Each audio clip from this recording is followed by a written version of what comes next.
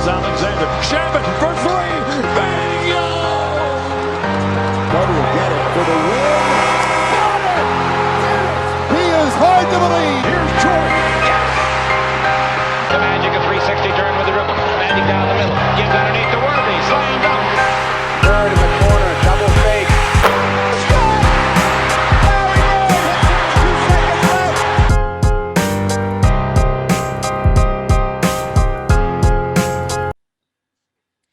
What's going on, guys? Welcome to Dime Dropper for another one of our 2021-2022 season previews.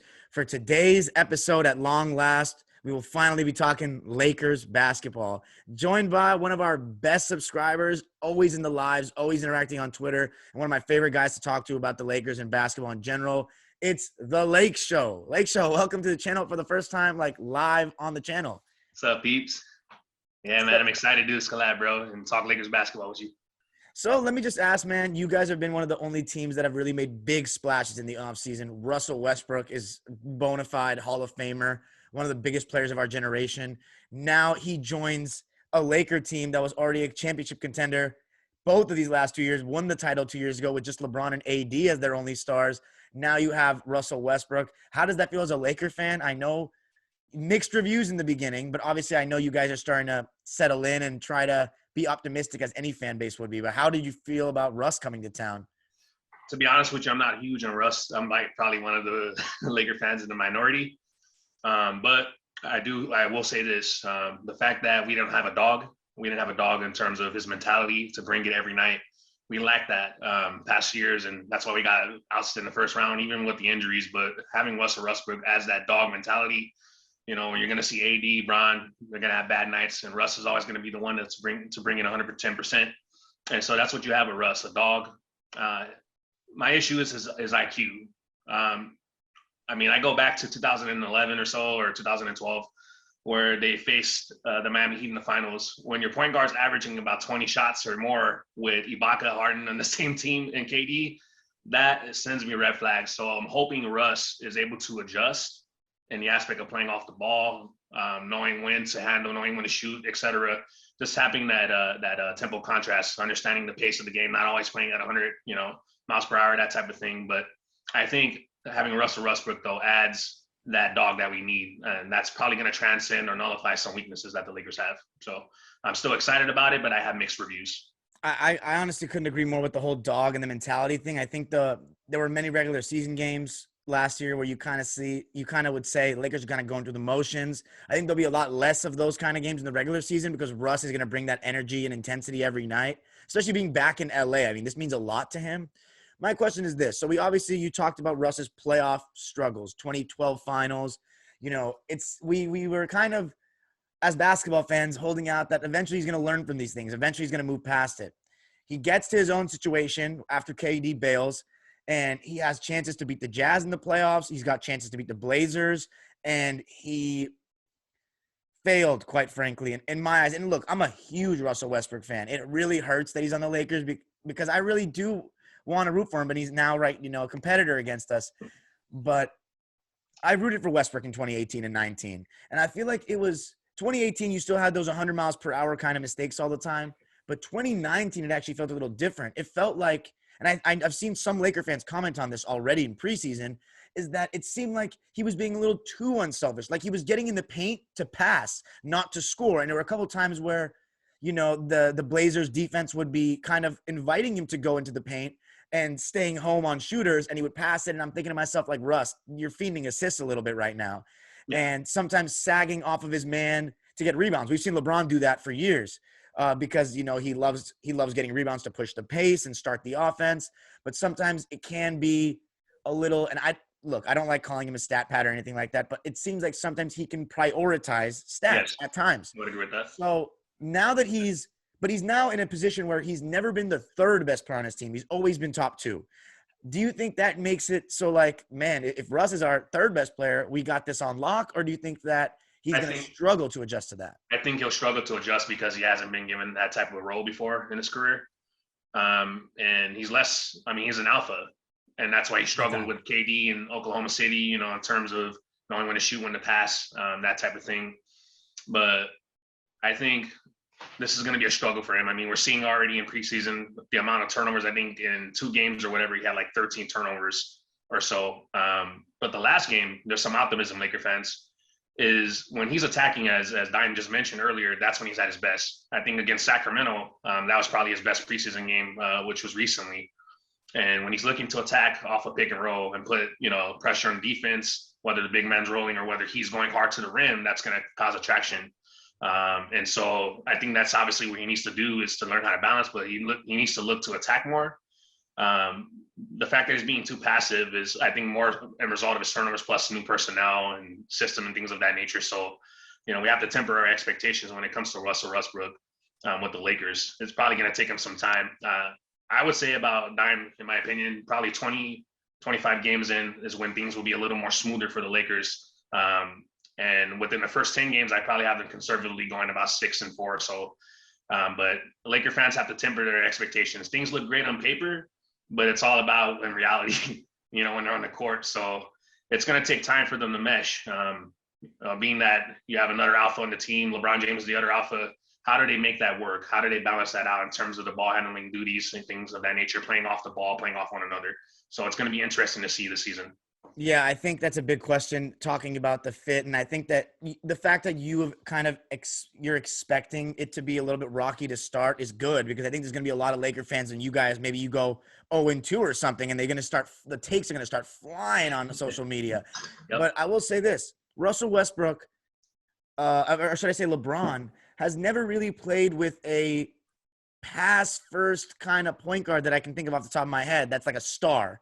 You know what I'm saying? The only star point guard or guard he's played with is, besides, I don't count, Mo Williams is a low-level all-star for that year, but the only real bona fide star guard he's played with, Dwayne Wade, but point guard is Kyrie. But they're both score first. And I actually think that LeBron likes when he's got a guy that can score as well or better than he can, because it gives them an ability to close games as well. Not that he can't close, but it gives him an option that, Kyrie, you can go ISO for the last shot, or D Wade, you can go ISO for the last shot, or AD, I'm gonna feed it to you to score 26 points. But he's never had a guy that thrives in similar ways that he does in terms of playmaking and running offenses. And that's what Russ has done the last couple of years. And neither of them are, as you know, that great off the ball. So I saw Russ in Houston play off the ball a little bit, but it was mostly just Harden drives, kicks to Russ for him to just grab it and rip through and try to go at teams, which can work, but it depends also on the rest of the spacing your team has. And then LeBron, we've seen in times of his career, he can move off the ball and be very effective when he wants to be, but sometimes he wants to conserve energy and kind of sits at the perimeter. So it's going to be really interesting to see how that meshes. What do you think the dynamic is going to be like between Russ and LeBron? What do you think it has to be like? Do you think who needs to take a bigger back seat? And how do you think the stats are going to be distributed? Because do you think Russ is going to be able to keep that triple-double streak going on? Because in my opinion, I think he needs to forget about it. Any Laker fan expecting that is delusional. I'm going to straight out say it, Dime. He's not going to be averaging a triple-double. I think LeBron, in my opinion, has to take the biggest sacrifice here. Really? Being the fact that he offers more, you're going to have to allow, just like what Steph did, for example. I'll use Steph as an example with KD. He came into his home and say, hey, you could have the keys to the convertible, just don't fuck my convertible up. And I think that's going to be the same thing with Russ. LeBron has the ability to do more on the offensive end. I think he needs to play more in the post at this stage of his career. Russ, actually, to be fair, I think he shot about mid-30s on catch and shoot situations, if I recall correctly, with Houston. So he has the ability, but we know he's better as a slasher. We already know that. I mean, he's better with the ball in his hands. So I think LeBron has to go in the post more, play off the ball a little more, and sacrifice more. With AD and with Russ being the younger guns on the team, and LeBron's already in his 19th season, it doesn't make sense for him to be, conserving all, or having all this energy, not preserving it, playing more in the post, playing more slower. I think that's what has to happen. He has to take a back seat and allow Russell Westbrook to handle the ball more. My only issue with that is, again, the IQ aspect. Like, sure, LeBron is older, but LeBron, we already know, has the hardware to prove it. He has a better IQ than Russell Westbrook. So it's really a catch-22 sometimes, man, with this situation. It's going to be difficult to make it more nuanced in the situation with both him and LeBron James. So But I think LeBron has to take a bigger backseat, play more in the post, cut more. Same thing with Russ a little bit. But I think Russ should be handling the ball a little more. But I would say in fourth-quarter situations, in key moments of the game, LeBron has to handle the ball. I can't help myself, man. I can't. I have to go back to the 2012. You cannot average 20-plus shots, shoot your team out of contention, man, with KD, Harden, and Ibaka in the same damn team, bro. I just can't get that out of my mind. So I think his IQ is a suspect. I do think he's going to improve, but how much? That's the question. Is it going to be enough to be, to provide a championship for the Los Angeles Lakers? We don't know. But I still think LeBron James has to sacrifice more, just because Russ is coming into a new situation. You got to make him feel comfortable. And you got to allow him to fuck up and fell forward. So Laker fans, there's going to be growing pains, man. There's going to be turnovers, things of that nature. So this team doesn't have as much adequate spacing, but, it could work. It could work to a degree. So we'll see how it goes. But I think, to answer your question, LeBron James has to take a bigger backseat to allow Russ to get comfortable. And then eventually, like I would say quarterly, probably about 25 games in, I think things will be smoother out a little more. I think that's a really interesting point you make, because I think a lot of fans want to say Russ needs to sacrifice. He's coming into LeBron's team. But I think you made a good point that LeBron is the better player. He has more tools that he can go to, and he's a better scorer. And so we talked about it during the Suns series last year that LeBron, because he couldn't get to the rim to the same frequency with the injury, he should have gone to the post more. He didn't. He didn't want to fight for position. He wanted to stand at the top of the key and do his thing, which didn't end up working out. This season, he's going to have to, with Russ, because Russ is real. You want to make, as you said, you want to make Russ comfortable. And by doing that, you can't just completely take the ball out of his hands. You need to let him. He's still one of the best point guards of our generation. You know what I mean? He had a career high in assists last season, 11.7 assists. So I think that you're right. LeBron needs to go back to being a little bit more of that forward we saw in his early years, and because I think one thing with LeBron is when you look at Bosh, you look at Kevin Love, even a little bit Kyrie, they all adjusted to LeBron. LeBron, I don't remember times where he's really adjusted to somebody else. And this maybe needs to be that time. And I think that in 2020, when you win the championship, I think he was more sacrificial than other years. He let Rondo handle a lot of things and would feed AD a lot to start certain games. And I think he needs to piggyback off that even more. And I think maybe in terms of, we talked about Russ's stats are going to go down. LeBron loves to maintain that 25, 8, and 8 stuff. Do you think he'll still be able to do that because he's mastered his stats so much? Do you think that'll be beneficial, or do you think he's just gonna not care about it at all? I think he's gonna care about it. I mean, he knows. I gotta say this, man. He knows that there's no way he can be the GOAT. I'm sorry, LeBron fans. So? Sorry, people. He knows that the only argument that he has is stats. That's it. Yeah, he wants to All pass due respect. Kareem though. He wants to pass Kareem. So I think he's gonna maintain that. Especially, he's gonna probably take 3 quarters, probably ease off a little bit, and then in the fourth quarter he's gonna wrap shit up. But to point to some of the things you said, the only time I can remember him adjusting, and this is, ironically, this is his best year as a pro, was the second year in Miami after he had the biggest, in my opinion, meltdown for superstar in NBA history. I think that's true. I don't think that's against even the Mavericks. I think that's facts. But I mean, you can't lose against one All-Star and players almost going out of the league. Tyson Chandler, Jason Kidd, et cetera, Jason Terry. And the list goes on, and then get outplayed by 5'9" or 5'8" JJ Barea. All due respect, man. I'm just saying. Go for it. No, come on. You're an honest Laker fan. That's why I fuck with you. So I feel you.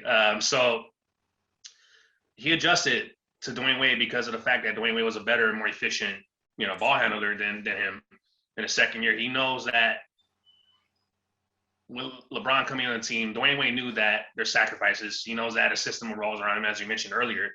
But you can't be 38, man, fucking around in the perimeter, or 37 or however old he is. It's too predictable. His system literally is, get the pick on the pick and roll to switch out, step back 3 or drive, and then pass and dish. That's too predictable, Dime. And so people know when he drives, all you got to do is send a second defender. He's going to make the right play, which is to pass. He's not going to stop on a dime and pull like Kobe or, Kawhi even does. So, yeah, sometimes I think with LeBron, and some people don't realize, he can get you a good shot no matter what. Like, you can throw you and me out there. He can still get us a good shot. But sometimes it's the shot that the defense wants. You know what I'm saying? And, yeah, I mean, if you had it – I also want to say about the D-Wade thing, I think you make a decent point. Those were some of his best years. But I also honestly feel like D-Wade in those 2 years sacrificed even more by really tailing it down. He did, but once LeBron was able to allow him to handle the ball more, play more in the post. That's the most he's ever played in the post and off the ball. Then you look at the fact that he sacrificed time.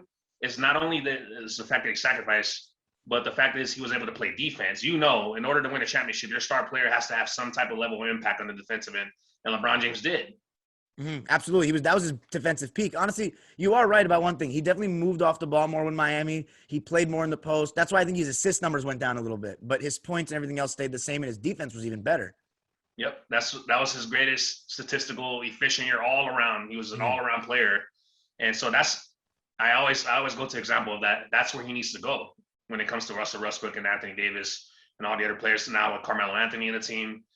He has to, distribute his ball handling duties and also play more in the post. You look at MJ, Kobe, other players that slimmed down, Tim Duncan, etc. At a later stage of their career, they went more in the post. That's what LeBron James has to do at this stage of his career to preserve more of his legs so that he's able to be more effective on the defensive end. He can't be fucking around in the perimeter, man, because it takes a lot of energy. He's going to be exerting energy, then he's not going to be as effective.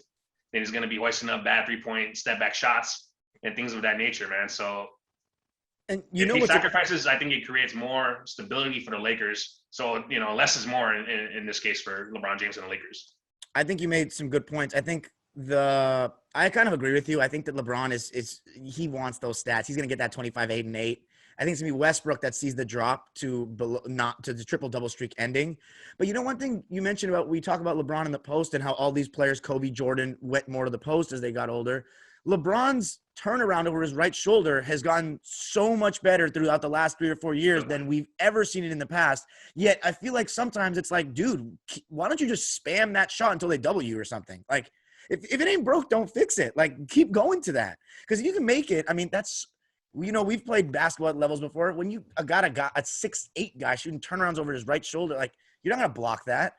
And he shoots over his head. Like, I think he needs to go to that more. But a guy we haven't even talked about yet, and it's probably the biggest key for your championship hopes, Anthony Davis. He's coming off a very injury-riddled year.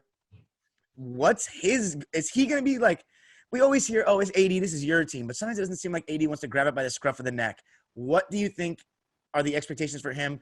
And who do you honestly see being the best player on this Laker team? Is it still LeBron, or do you think AD can go back to that 2020 self and because in 2020, I think he was arguably the best player in the NBA. I think it's going to be AD. And I think Russ mentioned, during his presser is that my job is to make sure that AD, is playing to the best of his abilities. And I think it's going to take that dog, because AD is not an alpha, man. And this is my issue with Laker fans saying that he's a top 5 player. I cannot put him ahead of Giannis. We've had discussions before, Dime. I told you my definitions are of a superstar. AD's a bubble superstar. He's close. He has to win as a main guy, a finals MVP or an MVP, things of that nature, and then win a championship as the main guy. He has not. He is not a top 5 player. Laker fans, I'm sorry. He's probably somewhere between 7 to 10. Now, in 2020, you can argue that he was there. Yeah, he was. He was there. The fact that they got eliminated by the Suns, even with injuries and things like that, it was already looking like they weren't going to win. Aiden was killing him, man. Let's be real. So AD has to be the main guy. He has to be that two-way player he was, as you mentioned, in 2020. It's going to take Russell Westbrook and LeBron James to be in his ear consistently. I think AD has to play more face-up, stop that fadeaway bullshit, fall into the ground. That's not helping him. He has to play more in the face-up game to see the defense, because they're going to be doubling him a lot more. And if they know that opponents know that the Lakers have shooting issues, then they're going to just, as you mentioned with Russell Westbrook, they're going to be like, oh, we're just going to leave him open and allow him to shoot, in the mid-range. So AD has to play more face-up, more quicker, operate more, within that action. And defensively, he has to be elite. And he has to go full-time center, man. He has to go full-time center, in my opinion. I don't understand his perspective on not wanting to play center when there's not a lot of true bruisers in the league. I mean, yeah, I know. Like Embiid or Jokic. There's not a lot of centers nowadays. And man, we talked about having a skilled big man winning a championship is a vital thing, and that's what AD can provide for the Lakers. But if he goes 5, dude, the floor is going to be so spaced out. Most 5 men cannot stay with him. it makes all the sense in the world for him to play at the center position full time for the Lakers in order to optimize them as a team better. Same thing with Russell Westbrook. That's going to enable Russell Westbrook more if AD plays at the 5. Same thing if LeBron plays at the 4. That's really going to optimize his team. So we have to make sacrifices positionally, not just statistically. And AD is going to be the main person. I think he's going to probably get with Russell Westbrook in his ear and LeBron James. I think he's probably going to be averaging close to 26 points a game, maybe about 10 rebounds or so, about a block and a half or so. But yeah, I would say AD is going to be the best player in the Lakers this year. Okay, so you have him leading the team in scoring as well? If he stays, yes, I do. If he stays healthy, that's the key. If he stays healthy, then the Lakers have a great shot to win a championship. But I don't see him taking any step backs or anything. I think they know, LeBron James and Russell Westbrook know that in order for this team to win a championship, AD has to be where he was in 2020. I think, honestly, as a Laker fan, I wouldn't even want AD to sacrifice anything. I would want AD to keep doing his thing and LeBron and Russ kind of take a little bit of a backseat, because as a Clipper fan, when we play you guys, I mean, Russ has given me – he's definitely annoyed me over the years with how fast and explosive he can be. LeBron, not so much. Sorry if any LeBron fans are watching this. He just never has scared me in a game. The only one in my lifetime I can remember when he plays the Clippers.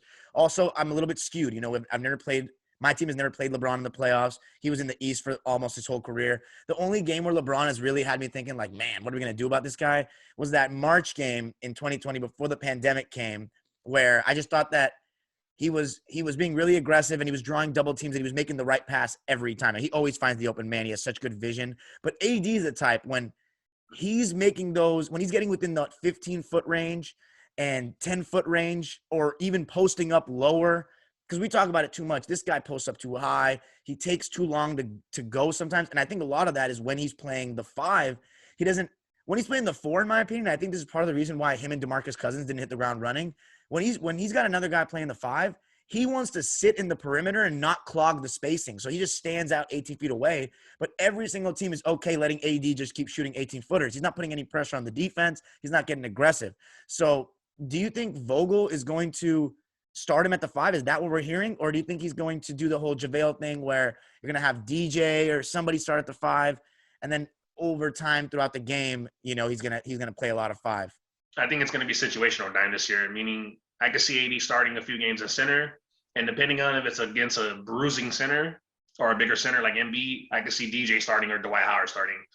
That's what I think it's going to be. That AD is probably going to play more of the 5. He might even start this upcoming game tomorrow. We'll see. Hopefully he does. But I think it's going to be situational for AD at the center position this upcoming season. He may start some games, and there's going to be games where he doesn't. What do you see the starting lineup being tomorrow against Golden State? That's a pretty hyped up game. If Malik Monk is healthy, I think it's going to be Russell Westbrook, Malik Monk, LeBron James, Anthony Davis probably, and then I would say DeAndre Jordan, even though I don't want him to start, preferably. Yeah. You know, I think you mentioned it's redundant to sign him and Dwight Howard, in my opinion. I would have went for someone like Anthony Tolliver, a spacing 4, or 4 rather. That's probably who I would have went with. But, you know, I understand insurance policy. They did what they had to do. And still DeAndre Jordan, even at this stage of his career, is solid. So I just thought it was a little bit redundant, but, you know, I trust our front office and their ability to put together a roster. So we'll see what happens. But yeah, that's what I expect the starting lineup to be. If Malik Monk is not healthy, then it might be Ken Bazemore, who I think has been effective. The problem with Ken Bazemore, and I've seen a lot of Laker fans make this argument, is the stats, in my opinion, are inflated, especially defensively. When you're playing on a team like Golden State with a bunch of G leaguers, with all due respect, your stats are going to look a little better. You're gonna stand out on defense. So I'm not going to say I take it with a grain of salt, but I would say that it might be a little bit inflated because he's coming to a better team, obviously, that has championship aspirations. With all due respect to Golden State, they didn't have that. You know, their situation was playing and things of that nature. So I think Ken Bazemore will likely start. It'll probably be Russ Westbrook, Ken Bazemore, AD, of course, and then probably DeAndre Jordan.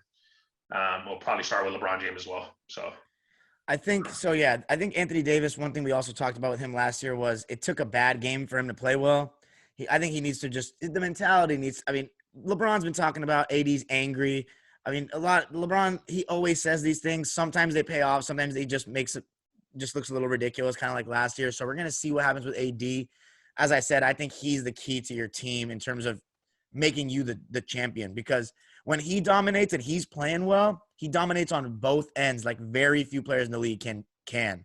So I think it needs, as you said, more face up around 15 feet away or closer, not 18 feet away, more posting up, more get your ass on the block and just dominate if you have a mismatch. Like guys like Robert Covington, like I know he has long arms. I don't care. Like he shouldn't be able to guard a guy with that much skill, a guy that people want to compare to guys like Tim Duncan, like Carmelo and Barkley. Like, you know what Charles Barkley had? He may have not had the talent and size, but that dog, you can never question that heart of his. So that's what I think AD needs a little more of.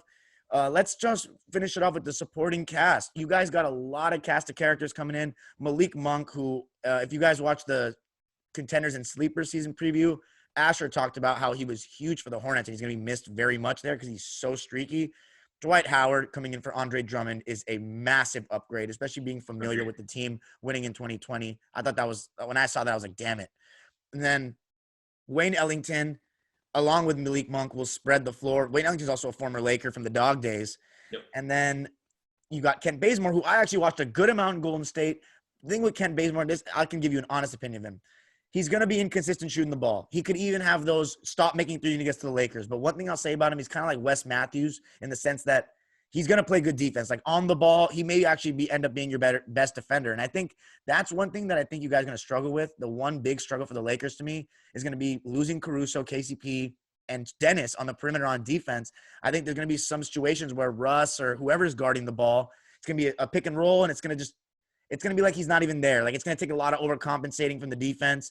The one thing is AD takes up so much space, so he makes up a lot of ground and can counteract some people's deficiencies. And LeBron is obviously a huge guy, and he's great at jumping passing lanes. But I do think that your perimeter defense at the point of attack on pick and rolls and stuff with good guards, which there's so many in the league today, is going to be a little bit of a struggle, especially when AD's on the bench. Rim protection, though, will be great. I want to also ask you about Carmelo Anthony, because this is a very interesting, reuniting, or should I say, playing with LeBron. Do you think the supporting cast is good enough around those three guys? And how do you think Melo's going to do? I do think the supporting cast is going to be good enough to support AD, Ron, and Russ.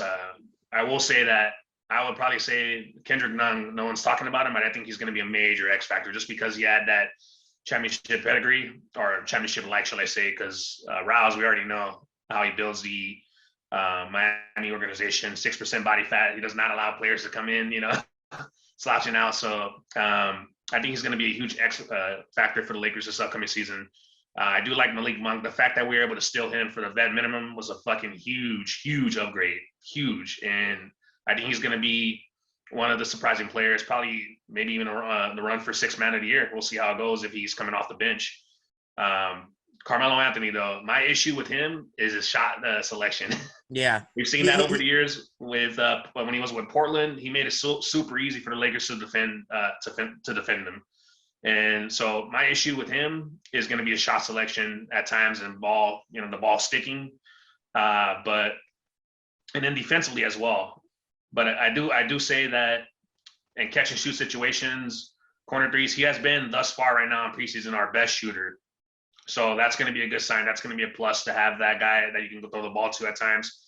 Plus a solid post presence as well. He's a bulldog down there. I think it's going to work out. But defensively, yeah, I agree with you what you said earlier. The Lakers are going to have problems with pick and roll guards. I mean, they've already been having issues. So that's why I wanted Dwight Howard to start over DJ, because he's able to better contain on pick and roll and stay with smalls more. And then if you have Anthony Davis as well, covering a lot of ground. LeBron James actually is an underrated defender. He's been a little better since 2020. Hopefully he keeps that up, especially he was able to sacrifice more.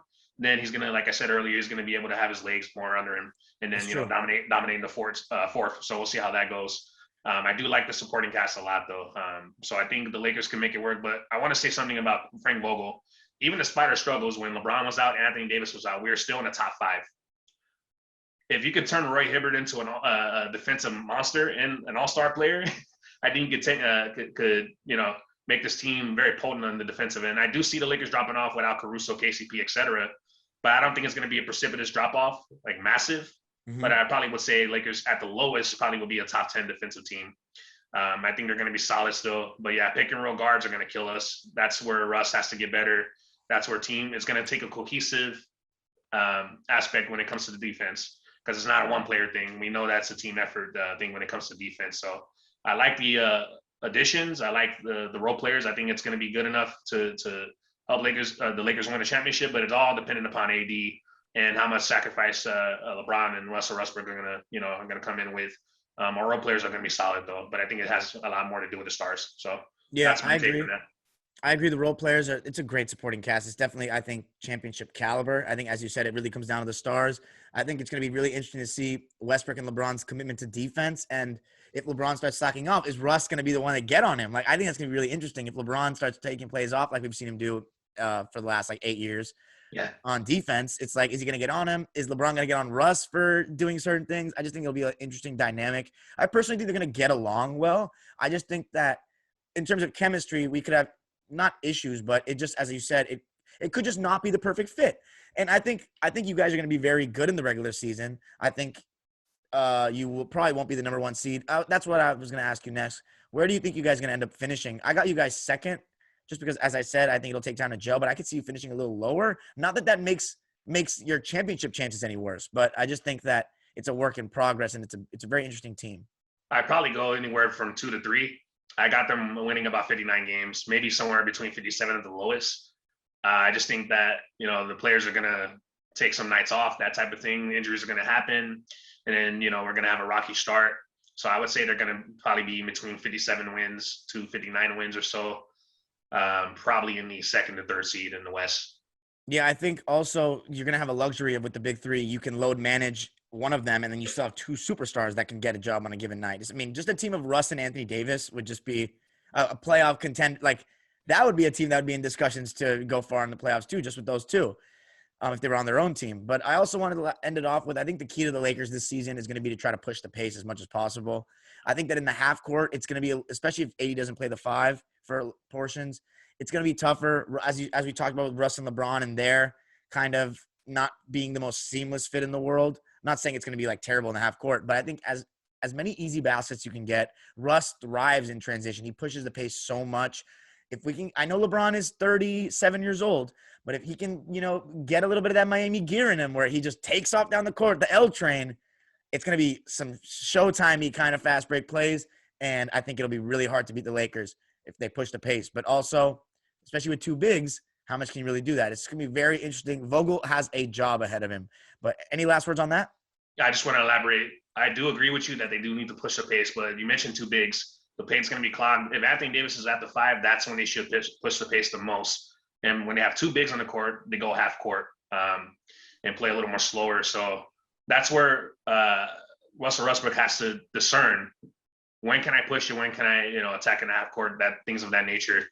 He's not going to be able to play 100 miles per hour because it's going to be predictable, and then the paint's going to be clogged. So that's where they have to mix it up a little bit in terms of going fast and playing within the half court and going slow. Championship or bust? Championship, man, bust. Yeah, for sure. I would say with this group assembled with 3 All-Stars, I got a former MVP winner as your 3rd best player. As their 3rd best player. They just come off of winning a championship in 2020. And we had steals like Malik Monk. There's no fucking way they cannot win a championship. If they do not win a championship, yeah, it's a bust. Absolutely. They have to win a championship, man. For Russell Westbrook too, man, it's like you've got no excuses now. I mean, LeBron James is one of the best players ever. AD and LeBron won a championship together. Now they're bringing you in as the 3rd guy. If you can find a way to be that 3rd guy, like Kyle Lowry was in 2019 for Toronto, or like a Dennis Johnson, maybe even a 4th guy, or like that kind of level, those guys have been stars. Now it's time to take a back seat and help these guys, or help yourself win a championship, but help these other guys that are a little better than you win. I think Russ is going to be like, let's say you guys do fall short. Obviously that LeBron here is going to go off on him, but I think the one that everyone's going to come after is Russ. I think people are going to make him a scapegoat because he hasn't won before. Absolutely. Just real quick. He played with Paul George, he played with Carmelo and LKC, and then, Kevin Durant, James Harden. At this point, the narrative is going to be, can he make it work? Can he play with any all-star or superstar player, or is he just, a stat pattern? That's the narrative that's going to set up. If he does not win this year, his legacy is on the line. It is only going to be known as a triple-double, man. That's it. they're gonna say he's incapable of winning a championship. They're gonna say stuff like that. And even Kyle Lowry, who had so many critics, got over the hump as the third option. So we'll see how Russ does. This was a really good recap. I think we went into a lot of detail, and I think that it's because we know this team so well. And we're gonna continue to talk about them as the season progresses. And once I figure out live streams with people, I can definitely have you on sometimes for post-game recaps, just live talking about it. But I know I'll see you in the chats. Laker fans, we're going to be live basically every single game, almost every home game. So make sure to check out the lives post-game on Dime Dropper. I know I see the Lakeshow there. But Lakeshow, give yourself a plug. Let people know where they can find you, Twitter, YouTube, everything. Yeah, you guys can find me on Twitter at the Lakeshow for life. And then on YouTube, I'm not doing videos as much now, but I might start up. It's just the Lakeshow. So if you guys want to subscribe or check it out, feel free. For sure. Lakeshow, thanks so much, man. I will see you in the stream tomorrow, I'm guessing. Yes, sir. I'll be there, man. Yes, sir, bro. Hey, appreciate you. Appreciate Thanks, you, guys. Man. Laker fans, or everybody, make sure to subscribe. Dime Dropper Podcast, all platforms, Twitter, Instagram, Facebook, and TikTok at Dime Dropper Pod. Peace. And